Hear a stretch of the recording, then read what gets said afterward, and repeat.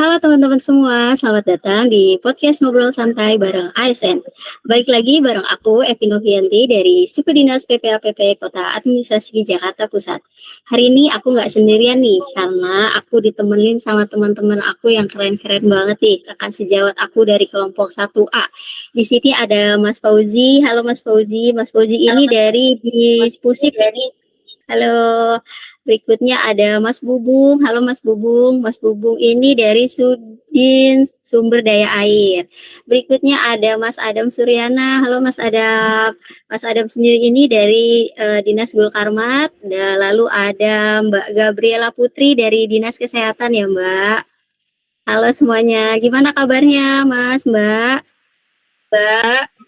Baik. Oke, alhamdulillah baik. Terima kasih ya Mas, Mbak semua sudah meluangkan waktunya nih untuk gabung di sini. Kita ngobrolin seputar wawasan kebangsaan dan nilai bela negara. Nah, teman-teman, karena kita mau ngebahas sesuatu yang sebenarnya kita sering dengar nih selama kita latsar kemarin, tapi mungkin bahasanya terlalu berat ya kita dengar. Kita mau ngebahas soal wawasan kebangsaan dan bela negara. Tapi sebelum kita bahas, kalian harus standby dulu nih ya, karena materi-materi atau nanti jawaban-jawaban dari narasumber kita ini pastinya luar biasa ya. Kita nggak bakal bahas teori yang bikin ngantuk kayak di buku atau di modul. Kita mau bedah nih, gimana sih sebenarnya implementasi hal-hal yang kita lakuin di dunia kerja yang setiap hari, apalagi kerjaan kita tuh berkutat sama masyarakat dan kita apalagi sebagai pelayanan publik. Oke, tanpa berpanjang-panjang waktu, kita langsung mulai aja ya. Kita langsung ke pertanyaan aja. Pertanyaan pertama aku mau arahin ke Mas Fauzi. Halo Mas Fauzi. Halo Mas Fauzi, aku mau tanya nih. Menurut Mas Fauzi nih, gimana sih cara kita nerapin semangat Bhinneka Tunggal Ika di tempat kerja? Boleh dijawab ya Mas, terima kasih. Ya, Mbak Evi, untuk gimana sih cara kita menerapkan semangat Bhinneka Tunggal Ika di tempat kerja itu kan sebenarnya nggak terlalu rumit-rumit banget. Dari bisa kita lihat di antara rekan-rekan kerja kita, dia kan ada yang berasal dari suku apa, dari golongan apa, ada yang difabel, ada yang enggak, dan itu gimana sih kita caranya bisa memperlakukan mereka dengan sama tanpa kita harus memandang perbedaan, jadi kita nggak membeda-bedakan pekerjaan. Kita misal ada pekerjaan satu yang kayaknya sulit, harus dikasih ke orang yang ini, nanti kayak pekerjaan yang mudah harus dikasih ke orang ini, kan enggak. Jadi kita semuanya setara, kita gimana sih cara kita memperlakukan teman sejawat itu dengan setara, dan itu nanti efeknya juga bisa ke masyarakat gitu. Jadi menurut saya sih simpelnya yang bisa kita lakukan dari tempat kerja sih kayak gitu ya Kak. Nanti untuk perkembangannya mungkin bisa dilakukan lebih jauh lagi nanti di masyarakat seperti apa. Oke, setuju nih Mas Fauzi, karena kan pasti kita di tempat kerja berbagai macam latar belakang ya, usia, suku, budaya, agama. Justru dari perbedaan itu kita makin kompak ya. Oke, selanjutnya kita ke pertanyaan kedua nih. Pertanyaan kedua saya mau ke Mas Bubung nih. Halo Mas Bubung. Halo, Mas. Menurut Mas Bubung nih, integritas simbol negara tuh gambarannya seperti apa sih Mas? Oke, jadi kalau misalnya untuk simbol, nah itu kan banyak ya. Ada bendera, ada lagu, ada bahasa. Dan kenapa itu penting bagi kita? Jadi nggak khususnya ASN ya. Ini sebenarnya buat semua orang juga. Tapi khususnya ASN, kita tuh jadi kayak punya hutang patriotik. Kita sudah ada namanya Kopri ya di sebelah kiri kita. Itu juga sebenarnya juga bagian dari simbol juga. Jadi kita bisa lebih semangat. Kita emang ini beban yang berat karena masyarakat itu selalu seperti kayak mengandalkan kita gitu. Itu beban yang berat itu malah seharusnya menjadi semangat buat kita.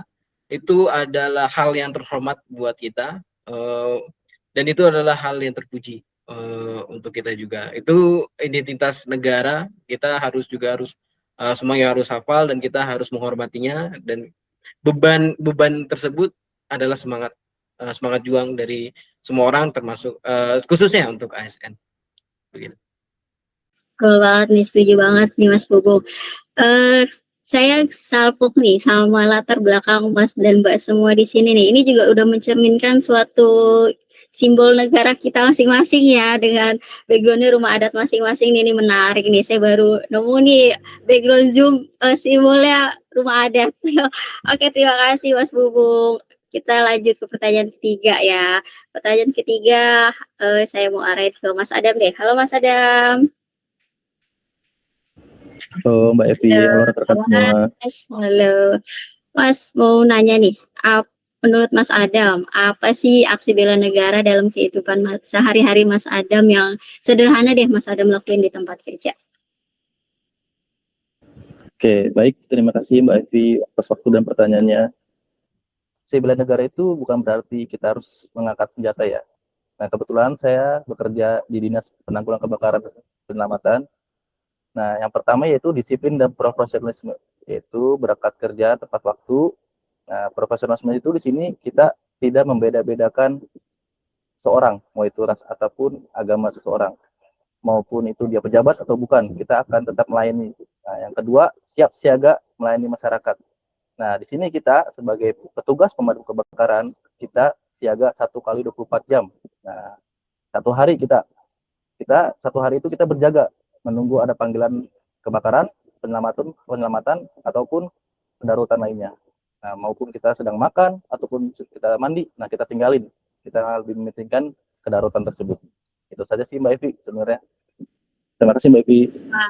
Ya, terima kasih Mas. Mantep nih, keren banget. Emang harus standby 1 kali 24 jam ya Mas ya. Mantap. Oke, kita ke pertanyaan terakhir nih, ke wanita satu-satunya di Zoom ini. Halo Mbak Gabriela. Halo. Mbak, aku mau tanya nih, gimana sih cara kita buat tetap waspada nih supaya nggak gampang kemakan isu-isu yang nggak benar atau hoax di luar sana, yang biar nggak ngerusak nih nama instansi kita sama instansi-instansi yang lain. Terima kasih. Oke, menarik pertanyaannya ya Mbak ya. Mengingat di sekarang nih eranya digital banget ya, semua bisa kita dapat informasi itu ada di internet ya.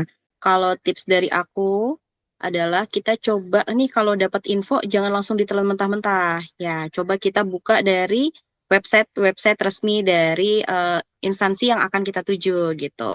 Atau misalnya kalau kita buka di internet dapatnya dari blog-blog pribadi, nah itu perlu diwaspadai, jangan langsung dipercaya. Boleh kita cross-check dulu beberapa kali, atau kalau mau lebih amannya lagi kita buka website resminya. Gitu sih Mbak, paling simpelnya ya yang bisa kita terapkan. Karena di zaman sekarang ini banyak AI ya. Nah gitu sih paling Mbak.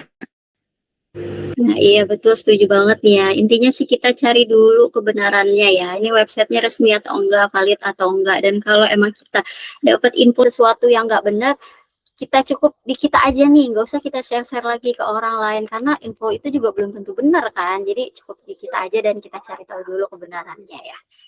Oke, terima kasih teman-teman semua untuk jawabannya, ini luar biasa sekali nih. Semoga menjawab keresahan atau rasa penasaran teman-teman di luar sana yang lagi nonton podcast kita. Oke, karena waktu kita nggak banyak ya teman-teman, aku langsung ke kesimpulan aja ya. Oke, karena obrolan kita ini ngebahas sesuatu yang kayaknya berat gitu ya, tentang wawasan kebangsaan dan bela negara. Ternyata itu tuh nggak serumit yang kita bayangin di modul-modul atau di buku-buku. Ternyata sesimpel kita kerja datang tepat waktu, disiplin, ngejagain data-data atau arsip-arsip biar nggak bocor, terus melayani warga dan masyarakat dengan ramah, itu tuh udah jadi bukti kalau kita itu cinta sama negara ini lewat jalur profesionalisme kita sebagai ASN. Gimana, setuju nggak nih teman-teman? Setuju ya. Oke, nah, semoga obrolan singkat ini jadi mood booster kita, buat kita semua untuk lebih semangat lagi nih ngasih yang terbaik untuk instansi dan tentunya buat Indonesia. Sebelumnya aku Evi Novianti selaku host di sini dan rekan-rekan di sini semua dari kelompok 1A pamit undur diri, sampai jumpa kembali. Dadah.